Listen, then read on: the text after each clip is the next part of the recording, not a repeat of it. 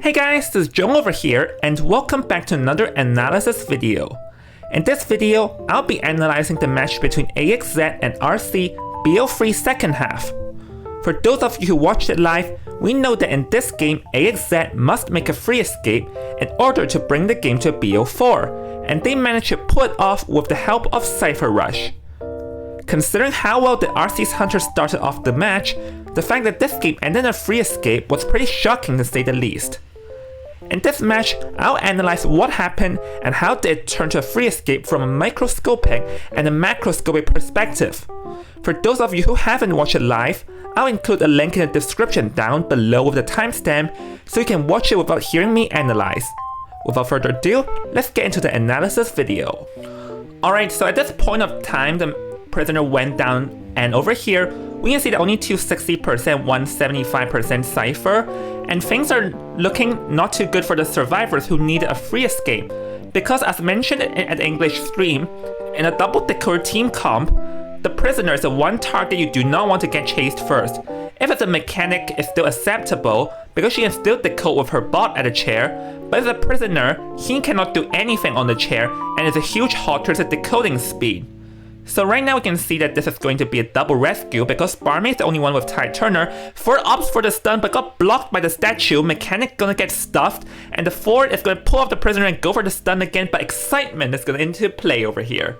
So after a quick series of events, the Hunter chose to ignore the Mechanic on the ground and chase the Ford down because she already has full presence, and I say this is a pretty good judgment of knocking this Ford down over here, because if he chairs the Ford, or rather chairs the Mechanic can still decode with the bot on the chair, but by chairing the Ford, now the Ford cannot decode as well, so this will definitely slow down the decoding speed from the survivors. And at this point of time, it's still under free, like the Cipher progress still under free Cipher, so it's still looking good. But the Barmaid here actually had a pretty smart play over there because the moment the Mechanic got ballooned, she instantly pulled the Mechanic off the chair, not giving a chance for the Hunter to do the balloon attack trick.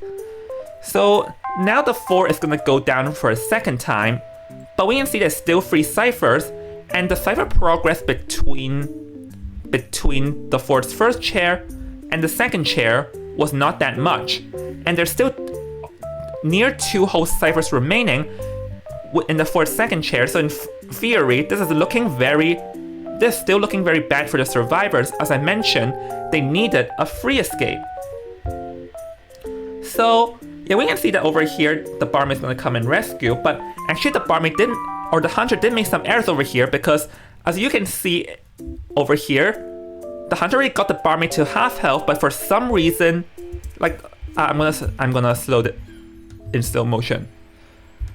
The Hunter already got the Barmaid down to half health, but for some reason he did not swing and continue spamming statues, allowing the Barmaid to rescue the Ford off. If he had just swings over here, the Barmaid would go down, Ford would die, and it's game over on the spot. But this is a huge one of the turning points, and the other is him missing the swing on the Ford completely and downing the Ford, or missing the swing on the Ford completely and downing the Barmaid, giving a chance for the Ford to stay alive and fight for another day.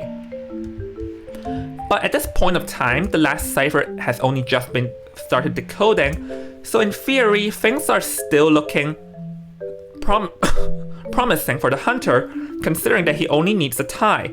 So now the Ford is down to a quarter of health, but Shota has no more statues in his hands. But pay attention to what happened in front, because now he finally got a group of statues and it got dodged. Like, that was actually a very good subtle movement from Nyan over there. Let's go over this play by play.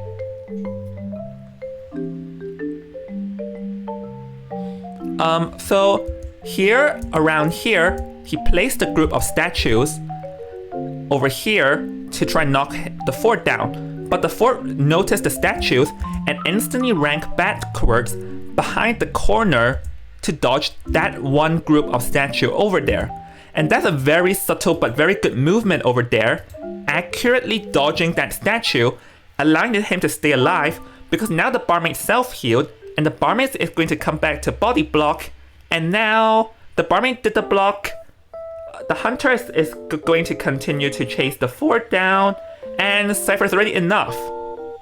So, yep, this is a quick recap, and I've actually gone through the few like more obvious misplays and turning points, such as not swinging in this camp, missing the hit on the fort, and the fort's dodge. But is that the only few turning points of the game? Because the thing is that the hunter had a good start, but now the fort lasted 40 seconds and the Cipher is enough. So is that the only turning point? It's definitely not. So now I'm going to be going into detail of how exactly was the Cipher so fast, and I'll be paying like my main focus onto the mechanic spot and the prisoner's movements. So let's go back into time to the very first Cipher.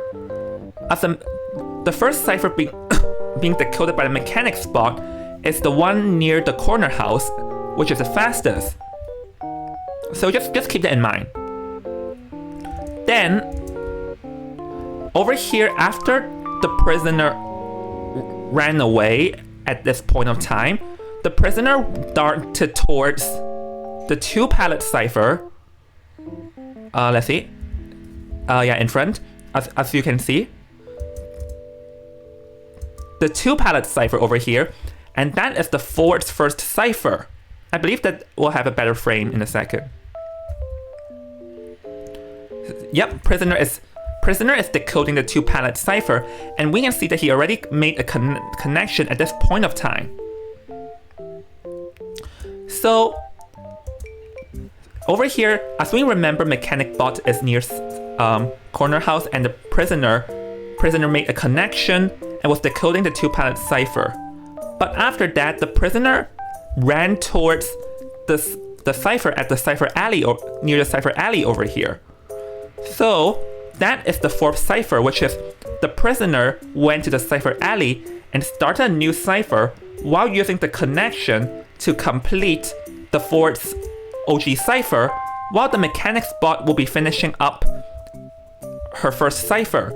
So these are how the 2nd and the 3rd Ciphers are being done with the help of Max Bot and the prisoner. And now is where we pay attention to how was the last 2 Ciphers, because the 4th Cipher here is being decoded by the prisoner, and the last Cipher, was very fast, and it was being decoded by the mechanic spot.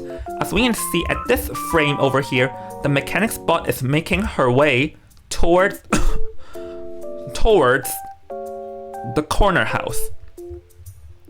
So yep, we can see that already at the corner house, and going to be already decoding the very last Cipher.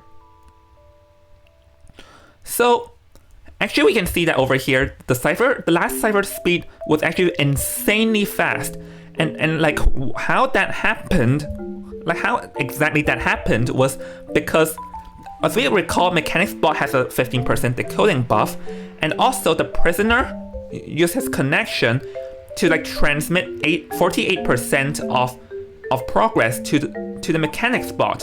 So that is what happened at that point of time.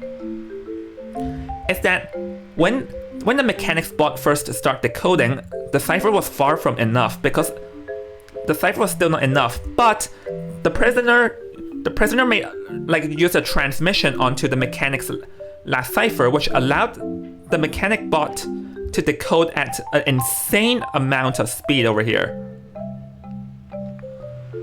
So yeah, with the help of the prisoner's transmission and the mechanic spot, the last Cipher was actually done from, okay, over here is 3 minutes and 40 seconds around, and here it was 4 minutes and 25 seconds. So the last Cipher was actually being decoded in 45 seconds with the help of the prisoner and the mechanic spot. And honestly, it's just that was a pretty good Cipher management from the survivor team over there, abusing the prisoner and the mechanic bot status completely.